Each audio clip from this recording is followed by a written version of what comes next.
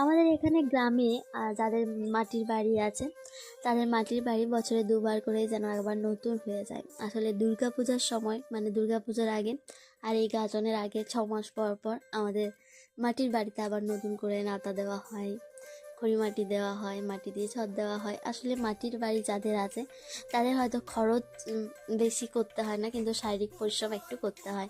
নাহলে একটু ছেড়ে গেলে আবার মাটি দিয়ে ভালোভাবে যদি লেপে দিয়ে ছদ দেওয়া হয় তাহলে আবার কিন্তু সে আগের মতো হয়ে যায়। আগে যখন ছোট ছিলাম তখন বাড়িতে ডিজাইন করতাম, লতা পাতা আঁকতাম, আলতা দিয়ে, কখনো কখনো যে এই যে নীল দেওয়া হয় দেওয়ালে, সেই নীলটা ঘন করে গুলে সেটা দিয়ে আঁকতাম। তো আমি খড়ি মাটি দিয়ে কখনো আঁকিনি আসলে।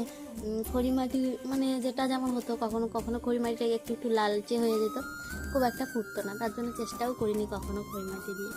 তো এখন দেখলাম বেশ সাদা খড়ি ছিল আমাদের বাড়িতে, তো ভাবলাম তাহলে খড়ি দিয়ে যদি দেখা যাক কেমন হয়। তো যাই হোক, কয়েকটা ডিজাইন করেছিলাম, খুব বেশি করিনি। আর এখানে পোস্ট ছবি পুরো বাড়িটা আসেনি, পুরো বাড়িটা খুব কমই করেছিলাম ডিজাইন, যদিও নতুন প্রথম করেছি, জানি না কেমন হবে। তো একটা ছবিতে পুরোটা আসেনি, এসেছে কিন্তু সেগুলো আলাদা করে পোস্ট করেছি। এখানে যে ছবিগুলো আছে সেগুলো সব একটা একটা করে, আসলে একটা সাইজের ব্যাপার আছে যার জন্য পুরোটা আসে।